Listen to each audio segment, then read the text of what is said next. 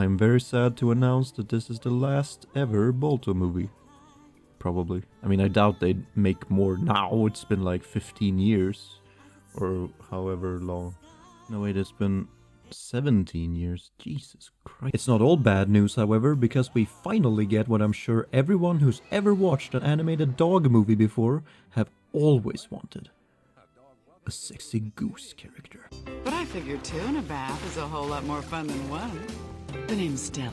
Okay, so I know what you're thinking right now, and yes, I also think that the world is ready for more sexy geese. In fact, I will now read you my 420-page Goose essay, where we begin by discussing whether goose honking is actually very erotic. So this time around, there's no dying kids, no stupid magic quest, just a race for who gets to be, the mailman, I guess? Oh, but if that sounds uneventful and boring, then don't worry, because the new Goose character actually has her own subplot, which takes up about half the movie's runtime.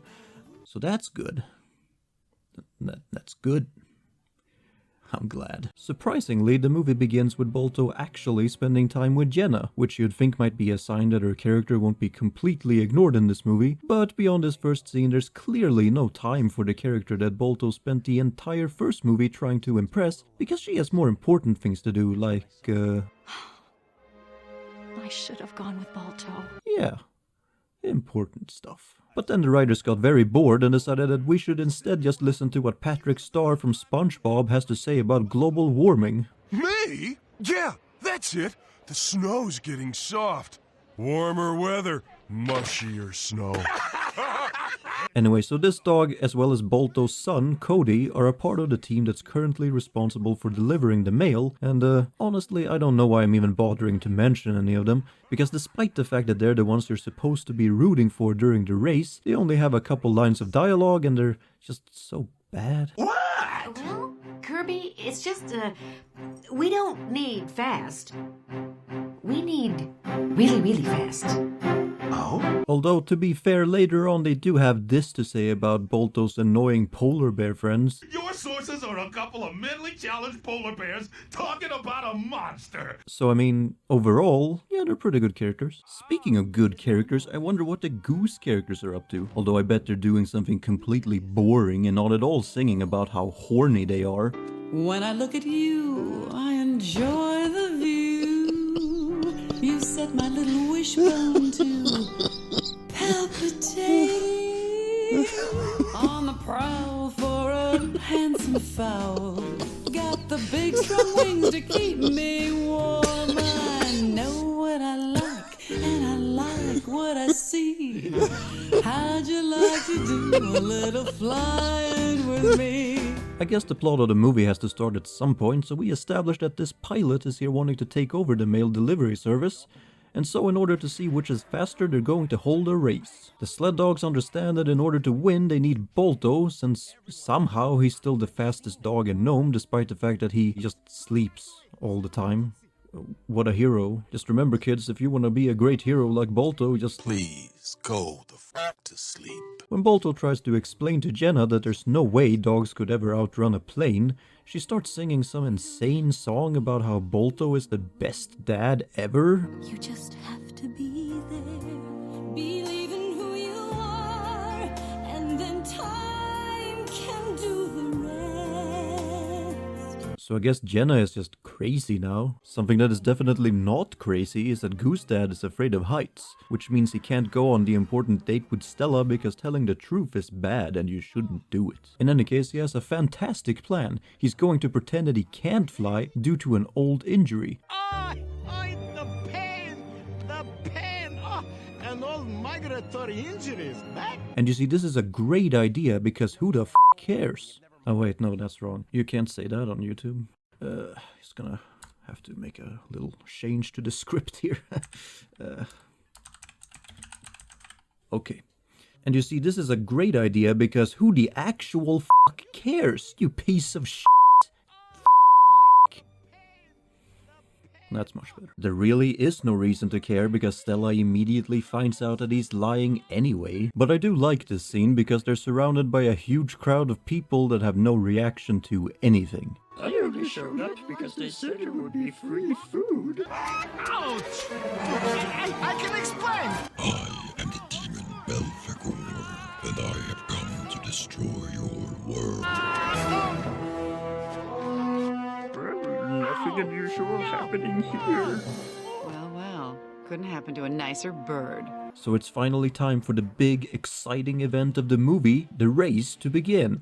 And there's really nothing to it. It's not very interesting. It's very short, kind of boring, and I don't actually have anything to say about it. So in my script, I have instead written down my favorite recipe for a Yorkshire pudding.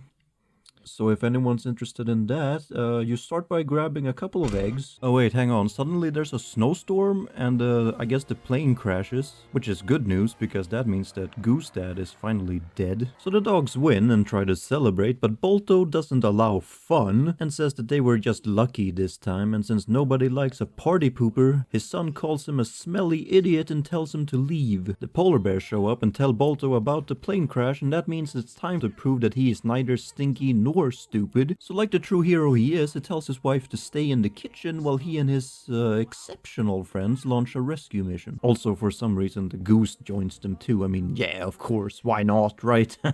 Go to hell, Jenna. I'm gonna go on an adventure with this goose I met 5 minutes ago. Smell you later, bitch. Balto asks his son to come along, but the only thing he wants is for the pilot to freeze to death for trying to steal his job. Which...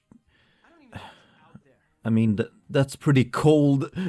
Am I right? Next scene and, Wait, hang on. What's happening? Wait, what's going on? Huh? Wait, no. Why is this... What is this goofy-ass music? Oh, I guess they're all dead?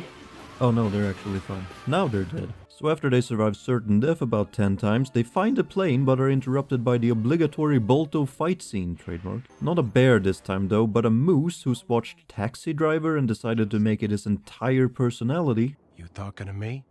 Our friend, you talking to me? I just want to know if you're talking to me. Here's a news flash, genius. You talking to me? You talking to me? We're talking! You talking to me?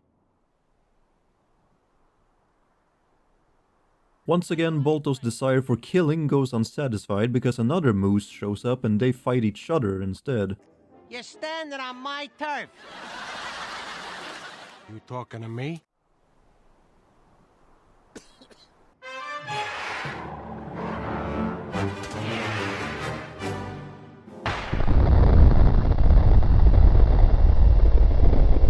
After arriving at the plane, they tragically find Goose Dad still alive, and Balto, despite having 2 polar bears on his side, says he'll bring back the pilot by himself, and the rest should focus on saving Goose Dad. This goes about as well as expected.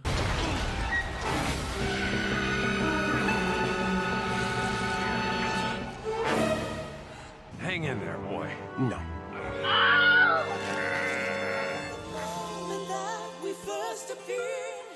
Yeah, that's it. And so we have finally reached the end of these Balto movies. What an adventure, I guess. I suppose the only thing left to say about Balto 3 is whether it's worth watching, and honestly, this is one I probably would recommend, crazy as that sounds. Because for as much as I intentionally made this movie seem dumb and pointless, it's not a bad kids movie. It's got some stuff that I'd call charming, and the characters are more likable and better written here than I expected, which might not be saying much, but still. Not to mention that the animation is actually decent, especially in comparison to Balto 2. So I suppose if dog movies are your thing and you don't hate animation, it might actually be fun to watch. Yeah. Next time, I, Belphegor, am going to conquer a video game. We're going to have a wonderful time. Stay tuned, mortals.